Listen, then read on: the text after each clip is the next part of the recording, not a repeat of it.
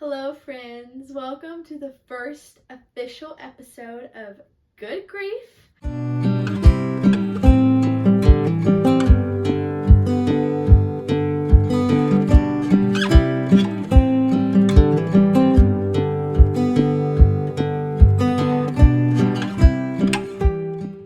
I'm your host, Addie Borden, and I'm so excited to be here with you to share this space with you. Today's episode, I'm not gonna lie, is one that has been a nervous anticipation for me in a way. This episode is going to be all about me sharing my personal grief story, really sharing my mom's story from my perspective. And to be completely honest with you, the details that I'm going to share are ones that I've never told anyone from beginning to where we are right now. So I'm a little nervous for it, not gonna lie. But I think it's really important that you understand where I'm coming from with my grief journey.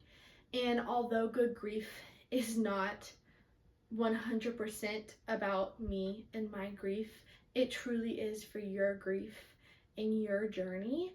I do think that to better understand where I'm coming from, my story is important to share.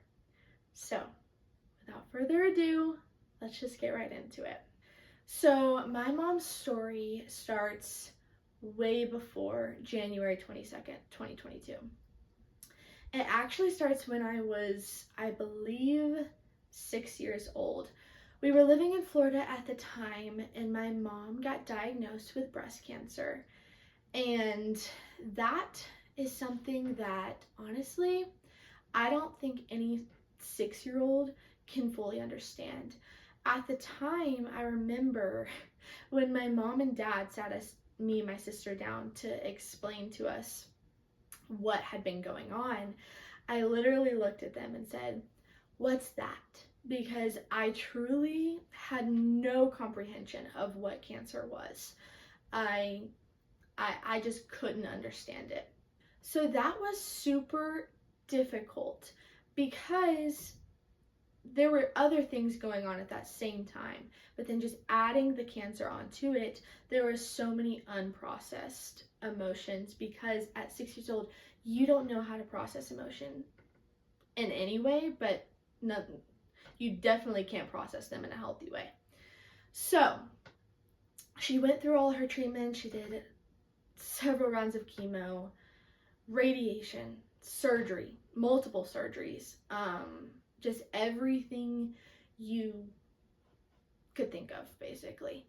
And finally got declared cancer-free. It was a long journey, but truly, it didn't affect me in a super big way, because I was so young and because I couldn't completely understand what was going on. So fast forward, she's cancer-free, but she's still dealing with tons of health issues, tons of struggles that came from that journey with breast cancer. And in 2021, she began experiencing some weird side effects of something that we couldn't really pinpoint. One of her toes actually was numb for months, and she went to the doctor about it and they couldn't really give her an explanation. I remember months leading up to what I'm about to get to, she would say that she felt like her hand was moving in slow motion, like she couldn't move it in full speed. I remember this one time that she was trying to put her earrings in, and she called me into the bathroom. She was like, "Addie, can you put my earring back in? Like, I can't push it. My hand, like, it's just not working." And I was like, that's weird. But we kind of just like brushed it off. We didn't really think about it super big because it was just like such a weird side effect. And then in July 2021, I was 14 at this point. My mom and dad had gotten up early. They were going to test drive a car, and me and my sister were still asleep at home. And my mom experienced what is called a grand mal seizure, which is the worst kind of seizure that you can ever go through.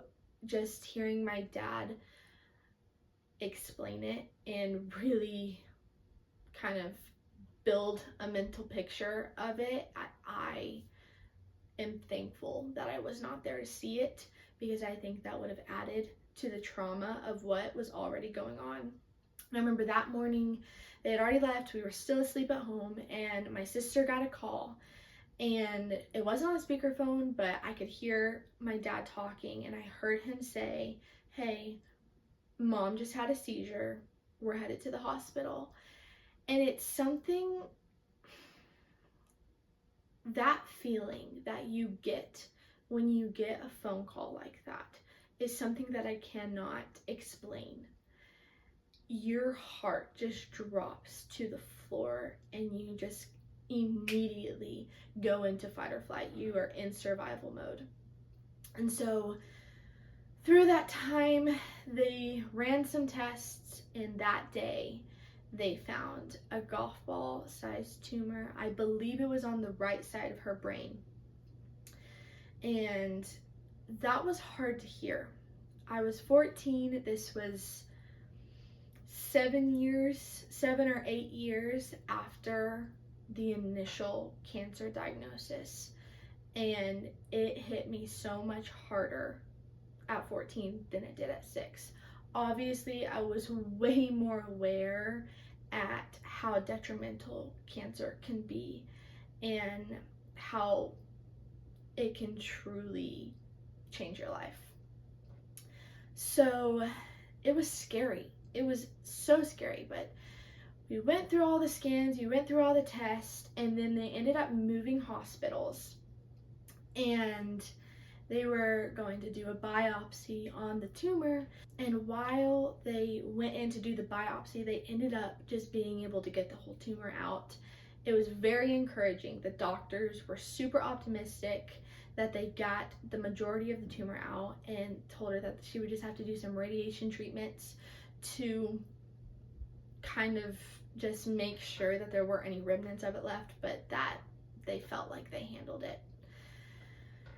And honestly, I truly never got super scared. I was super optimistic that this was just something that God was proving to us, his faithfulness, and that we could, relate to other people who are going through the same thing, and that journey of our life was complete. I truly thought that. My mom went through the next couple months, went through what is called gamma knife radiation, which is super, super precise and honestly a super uncomfortable procedure that, all props to my mom. She's the toughest person I know to be able to go through that the way she did. The next few months, she went through the radiation, she healed.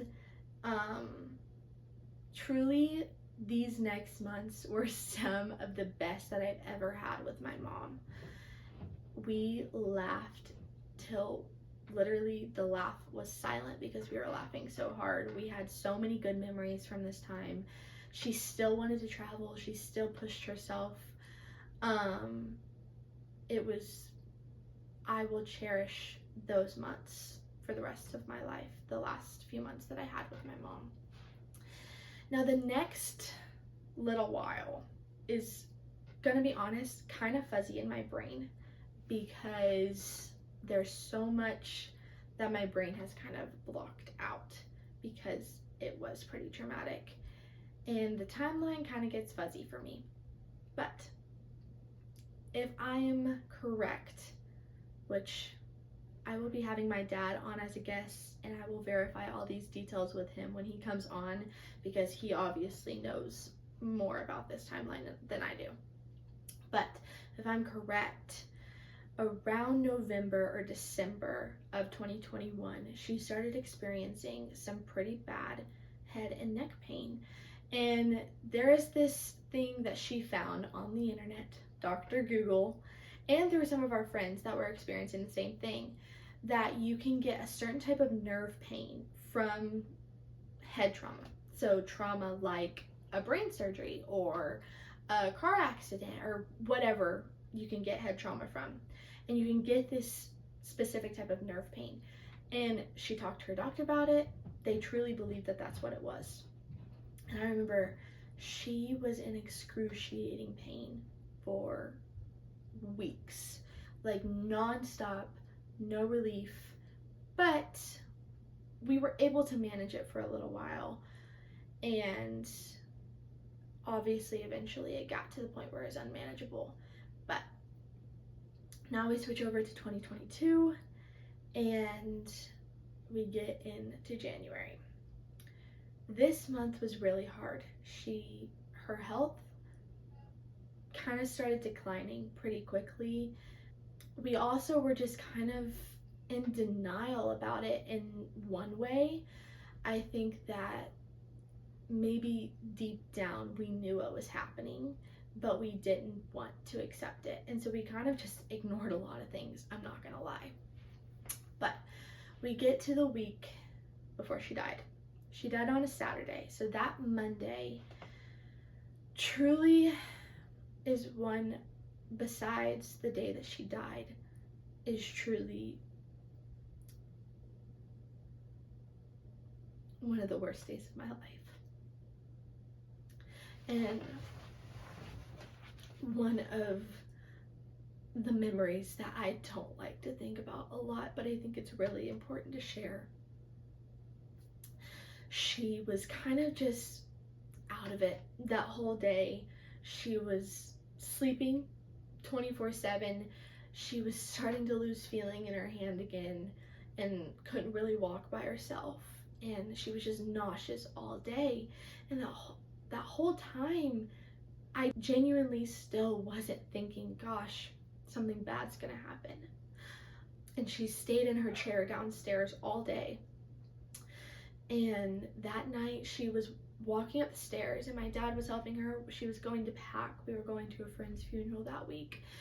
And my dad was walking her up the stairs and she threw up all over the stairs. And it's kind of funny because I have a big fear of throwing up, like paralyzing fear of it. And so we were in this room, actually, me and my sister, and we were watching a movie and I heard it and I was like, nope, I ain't going down there. That is not for me. And so Abby went down there and helped my dad and cleaned it up and everything. And my mom was like, okay, like that kind of made me feel better. Maybe I'm just sick. Like maybe I have a stomach bug or whatever. Well, her symptoms started accelerating pretty quickly. And we called the ER and they told us that they probably wouldn't even be able to get her in that night anyway. And so to wait until like 6 a.m. the next morning to come.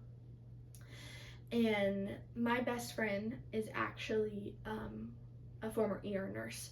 So we called her and we're telling her the symptoms and she told us, nope, you're not waiting till 6 a.m. You need to go to the hospital right now. And so I remember, again, scared of throwing up over here. And Abby and Dad were like, okay, we need you to come sit with Mom. She's in her chair. She's fine. She's just, resting. And we need to go pack her bag for the hospital. And I was like, are you kidding me? You want me to sit here with a person who just threw up, waiting for them to throw up again? What do you think I'm gonna do? And so I sat there and I remember being like jittery and like texting Abby, like, what is taking you so long? Like, she's gonna throw up again. And in the moment I was just like scared to be sitting there because I didn't want her to throw up and me have to deal with it. But I'm so grateful for this moment because it was the last moment that I had with my mom in person where she was alert enough to talk to me. And through this time when her symptoms were accelerating, she just started talking out of her head. She wasn't really making sense. But I remember I was sitting there and she looked at me and it was like she just kind of came back to herself. And she said, Addie, I just want to feel better. And I looked at her and I said, I know, Mama, I want you to feel better too. And, we're going to take you to the doctors. They're going to help you feel better. And that is something that has stuck with me. for the whole 3 years because, you know, she feels better now. And so she got what she wanted, and that just stuck with me. But anyways, we got her in the car, and I remember we stood her up and we put her like hands, like my dad was walking backwards, and she was putting her hands up on him, and when she went to put her hands up, her left side just fell. And that's exactly what happened when she had the seizure, was she just lost all feeling in her left side. And so we knew it was the brain tumors acting up again. And we knew that something was really, really bad wrong, because this was way worse than anything she had experienced during this 6-month period. And so we got her in the car. My dad drove her to the hospital, and my best friend came and picked me and Abby up, and we went to her house. So this was Monday night, and then all day Tuesday they just ran tests, did scans, did everything they could. Wednesday, we got the results back from those scans, and my dad FaceTimed us. It was actually right before we were supposed to head to church that night. And he said, the doctors got the results back, and it's not good. And mom's brain is basically just covered with tumors. And I remember that was the first moment that I realized that, oh, this might not turn out the way I want it to. And I remember we hung up the phone with my dad. We were standing there with my best friend and her husband, and me and Abby just started crying, because what else are you supposed to do? And my best friend, she grabbed us and she took us into her son's room, and she just got on the floor and she just started praying and just prayed. And I don't even know how long we were there, but it was very devastating. And I remember that day I went into the room that we were staying in, and nobody else was in there, and I shut the door. And I remember getting on my face, and the only thing I could pray was, God, whatever happens, I just need you to give me peace. Right now, all I need to feel is peace. And I'll explain to you why that is an important part of this story in just a few minutes.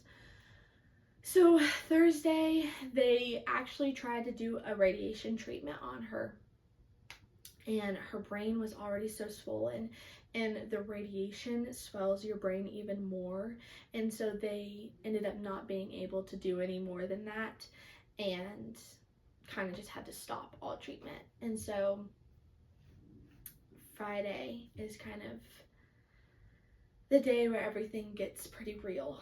So Friday morning at like 6 a.m., I get a phone call from my dad, and I knew that it wasn't just him calling to say good morning, because he knows that we aren't, or at the time, we're not early risers, especially at my best friend's house.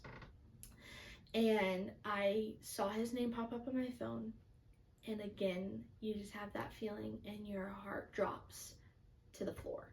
That was the moment that I knew, this is it. This is the end. There's no more. My body just went into shock. I truly could just not feel anything. And my dad told me through the night something happened, and they ended up having to put mom on the ventilator. And the doctors called and told me that they think y'all should come. And it's a moment that nobody prepares you for, and even if they tried to, they would never be able to prepare you for that. It's the type of thing where you see it in movies and you see it played out, but you never think it's gonna happen to you. You never think that a tragedy like this could ever happen to you. So we drove to the hospital. My best friend drove us, and we got there, and we went up, and she was in the ICU. And this is a pretty devastating moment for me, and something that stays with me, and I don't think will ever go away. This picture of my mom, because my mom was the strongest person I knew she was so tough. And to walk in a room and to see your favorite person having a machine breathing for them is something that I hope no one ever experiences, because it is devastating for you. And we sat in the room with her and we just talked to her. The nurses really encouraged us to talk to her, that she could hear us or whatever. And my dad went and talked to the doctor, and after he came back, he pulled us into this room that looked like a conference room. Truly, I was so out of it. I was so disassociated. I did not know what was going on. And my dad pulled us into this room, and as he was explaining what the doctor had just told him, that there was nothing else that they could do, and that it could be days or weeks, I had no reaction, because I could not understand what was happening. It's the worst moment of your life when you hear those words. But I truly didn't even know what was going on. My body was in such shock. And we went back to the room, and me and Abby told my dad that we just couldn't be in the room. It was too much. It was too heavy. So we went back down, and my best friend was waiting there for us, and our preacher was waiting there for us. And I remember we just ran to them, and they just stood there and hugged us for I don't even know how long. Truly, we stood there, it felt like forever. And we walked back to my preacher's car, and we got in, and they were like, okay, so what happened? And having to explain that doctors just told you that there was nothing else that they could do for your mom to get better it's the craziest thing you'll ever have to experience. And I remember we told them, and we sat, and my preacher was doing the right thing by telling us, this isn't the end. We have the hope of heaven, and you're not saying goodbye forever. And I remember looking at him, and this is the first time that I really realized what was happening. And I looked at him and I said, preacher, I know that. I know that heaven is real, and that we have real hope through it to not have to say goodbye forever. But that doesn't help my heart right now. It does not give me any peace. It does not help me whatsoever. And he said, it won't help right now, but one day it will. And I can attest that that hope has resonated with me more as time has gone on. And we drove to Dunkin' to get breakfast because it was late in the morning at this point. And I remember sitting at the Dunkin' and watching cars drive by, and then watching the people around me ordering coffee and being like, how is everything still going on? How is everybody still acting normal? Like, my world is ending, but the world keeps moving. And that was such like a crazy thing to think in that moment of like, oh my gosh, like, how is the world still moving? Like, my world's ending. It was such a crazy feeling. But we went back to the hospital later that day and just sat with my mom some more. And my family had gotten there, and so we headed back to the hotel that my dad was staying at. And that night we stayed with my dad in the hotel, and we did not sleep whatsoever, but it was the longest night of my life. But we had told my dad the day before. They gave us different options, and we had told, me and my sister had expressed to my dad that we just wanted it. If it was going to happen, we didn't want to drag it out. We told him that as soon as they could take her off the ventilator. We wanted them to, because we didn't want her to be in that state anymore. So the next day, we got up and everybody was down in the lobby, and me and my sister met everybody. Our best friends were there, my preacher, his family, and that drive to the hospital to say goodbye, it was the heaviest feeling I've ever felt in my life. Like, what is happening? How in the world is this happening? This doesn't happen to good people. That's what I kept thinking, that we're good people. We're trying to do our best. We're trying to serve God. My mom served God through the hardest points in her life. Why is this happening to her? Why is this happening to us? And we got back to the hospital, and we went up and we just went and sat with her, and it's just the craziest feeling to have to say goodbye. Me and Abby chose to not be in the room with my mom when they took her off the ventilator, which is something that I hope that me and Abby will be able to talk more in depth about, that decision, that our different perspectives on that decision now, because we do have different perspectives on it now. But that decision at the time was what was best for me. Truly, with just the trauma I was going through at this point, I don't think I could have handled it. So we went back down and just sat in the car and just waited for the text. And the most surreal thing you'll ever feel. And my dad texted us, and I didn't have a super emotional reaction, truly, because I was in such shock. Remember, we got in the car, we were on our way home that night, and I remember sitting there, and all of a sudden, I just felt this incredible sense of peace come over me, and calm. And I remember sitting there like, am I okay? Like, am I insane for feeling okay right now? I remember praying, and I was like, God, what is wrong with me? Like, I'm crazy for not, being like an utter mess right now.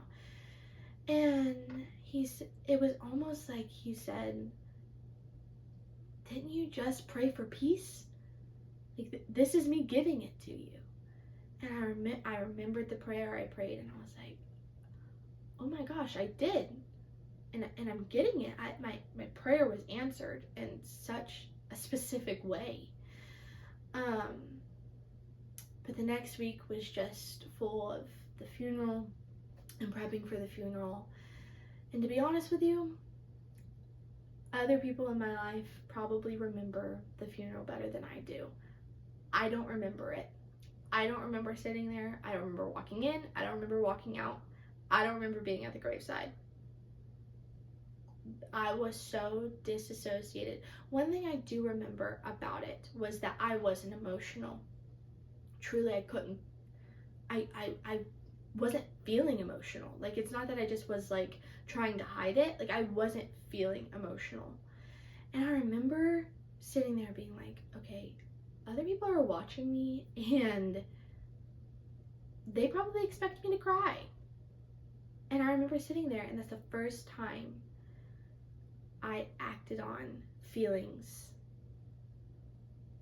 of expectations of other people during this journey, which was a big part of my journey, which I will get into greater detail in future episodes.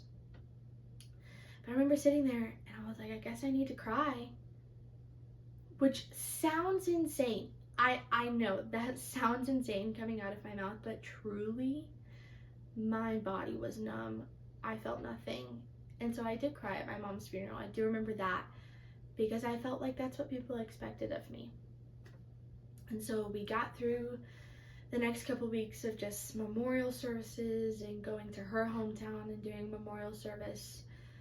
And then we just kind of get into my first year of grief, which is truly, again, such a blur, even though so much happened. The first 6 months,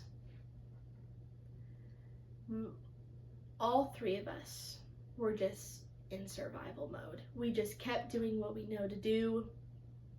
We kept moving, we kept going. We did not stop to breathe. We didn't stop to think about it. We didn't want to think about it. So we just kept going and kept going and kept going. And finally, me and my sister just got burnt out of everything. And in July of 2022, at this point, for 6 months, I had tried to skip grief. Which again, sounds crazy. But I did. I tried to avoid it. I tried to ignore it. I tried to skip over it. And my body was like, nope, can't do that. And so in July, I started experiencing some super bad anxiety symptoms. I had started having panic attacks during church services. And I actually went to my doctor about it, and I explained it to her, and I didn't really have a name for it.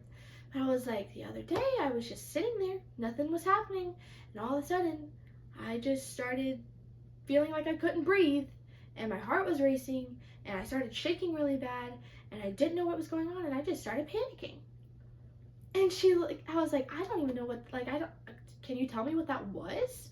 And she was like, Addie, honey, that's a panic attack. And I was like, oh, really? That's what that is? And she's like, mm-hmm. And she was like, you probably need to start going to therapy. And that was the first time I was like, oh, maybe I should. Maybe I should try that, you know? And I remember there was a month between that and when I actually started going to therapy. And that was the most miserable month of my life. I was having panic attacks every single day. I didn't want to leave my house. The only thing that was running through my mind was, if I leave my house, something bad's going to happen. Somebody's going to die. Something that I do is going to cause hurt to someone else. I was so, in this state of mind of panic constantly. And come to find out, I had not learned how to process emotion. As a child, I learned to internalize. I learned to internalize so many different difficult situations that when something like this happened, I just went back to what I was used to, and I started internalizing. I started stuffing emotion, and I did not learn how to process it. And so through anxiety and panic attacks, that was my body releasing the stress of everything that I just explained to you with my mom, because I did not deal with it. I did not think about it. I stuffed it, and this was my body releasing that stress. So I started going to therapy, and truly, people have different mixed feelings about this, but I will always be an advocate for therapy. It changed my life. I truly think it saved me in a lot of ways, and it changed the way I grieve. It changed the way I can process emotion to be able to do it in a healthy way. So I started going to therapy and started realizing that grief is just not something you can avoid. And I started grieving pretty dramatically, because it was all just coming out at one time. And I remember this one day where I could not stop crying for hours. I physically could not get myself to stop crying, at all. And we were supposed to go to church that night. We were having a revival at our church, and I was like, Dad, I cannot go. This ain't gonna work. And so I stayed home that night, but the next day I woke up and I felt better, and I was like, well, maybe I just needed to release some stuff. I feel good now. And that night when we got to church, I was still fine. And then as the service was ending, I remember this feeling, even still to this day, physically feeling my body just go numb, and sadness just came over me. And up until this point, this was probably like 9 or 10 months after my mom died. Up until this point, I had become so good at faking it. I faked being happy. I faked a smile. I faked talking to people and acting like I was okay. I lied if anybody asked me if I was okay, and I said, absolutely, I'm doing great. God's good. God's grace is sufficient, which all of those things are true, but I did not feel them at the time. And I remember that night, one of my friends came up to me afterwards, and the night before when I wasn't at church, they just thought I was sick. And she was like, hey, are you feeling better? Like, we missed you last night. And I remember standing there and looking at her and not being able to respond. Like, nothing was coming out of me. I was so numb. And I kind of just like nodded my head and just walked away. And my best friend saw this and she came up and she was like, are you okay? And I was like, I don't know. And she was like, okay, well, let's go to the car. And so we got there. I couldn't explain why I was feeling the way I was feeling, but I just broke down. Like, I just started crying, cried all the way home that night, got to the house. My dad was actually in another state that night, and he was driving home. He was about an hour drive after we got home till he was gonna get home. And I remember laying on my bed, staring at the ceiling for an hour and not moving. Not thinking about anything, not feeling anything, just laying there. And when he got home, I was like, I've never been depressed before, but this is how I imagine it feeling, because I feel pretty depressed right now. And so that became a new part of my journey, was for the next few months, I wasn't happy. And you know, it's so funny because if people look back, they probably knew I wasn't okay, but I never gave off the impression that I wasn't okay because I felt such a pressure of other people's expectations. I felt like I needed to be the perfect Christian girl because I felt, and truly people had told me that I was going to be the model of all the ones that came after me that went through the same thing. And I was like, oh, okay, well, I need to be perfect. And I even remember telling my therapist, I feel like I'm not doing this right.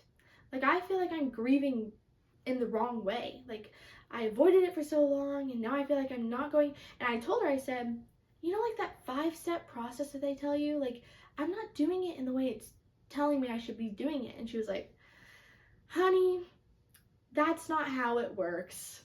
Grief is messy. You can't do grief right or wrong. It's just grief. And I was like, okay. And that made me feel better. But that was just kind of the first year of my grief. It was messy. It was a lot in private.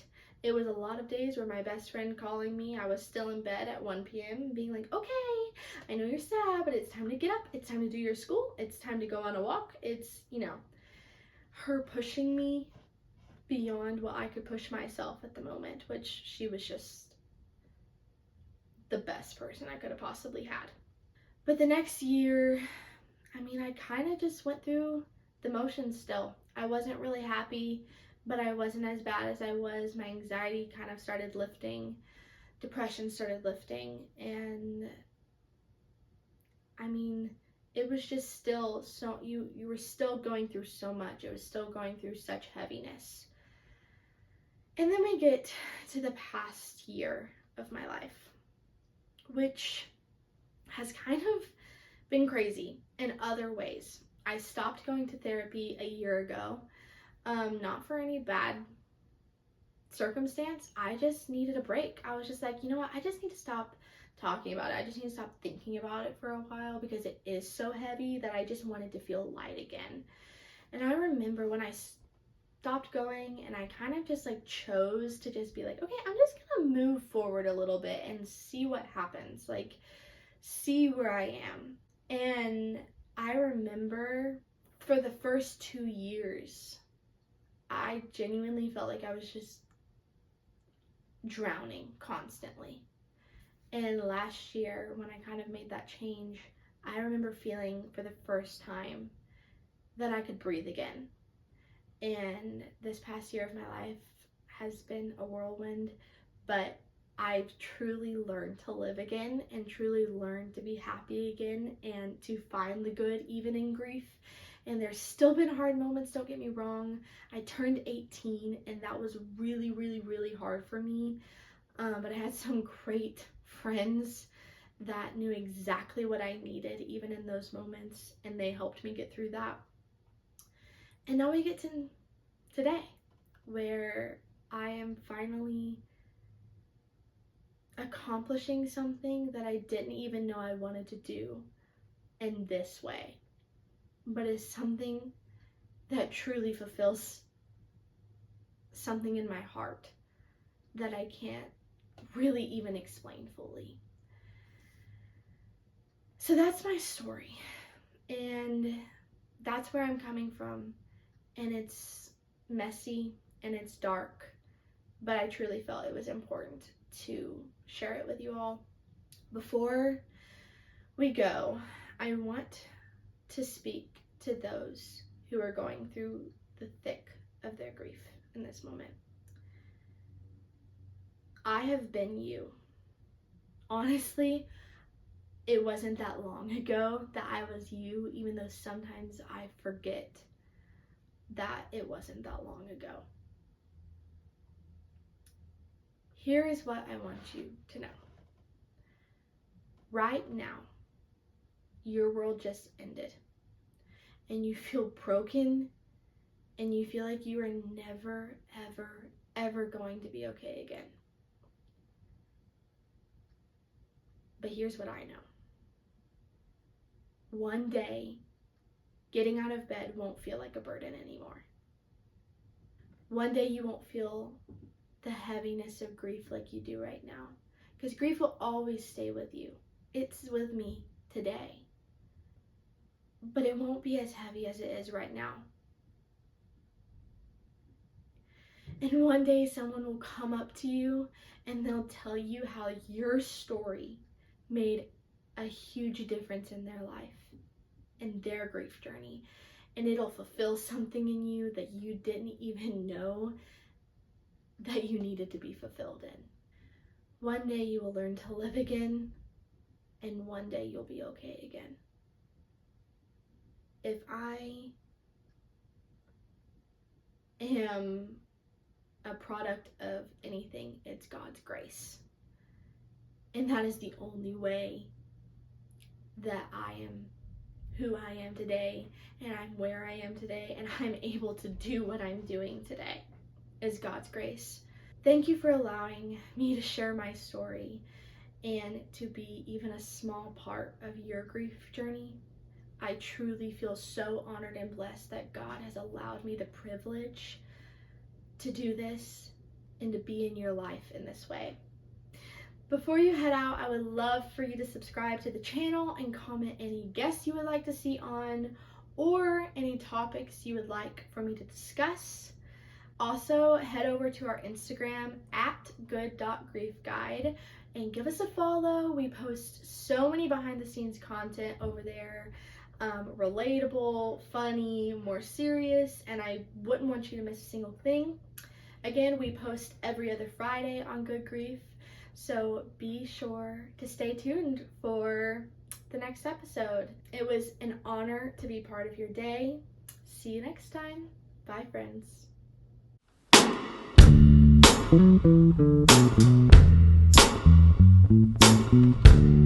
Thank you.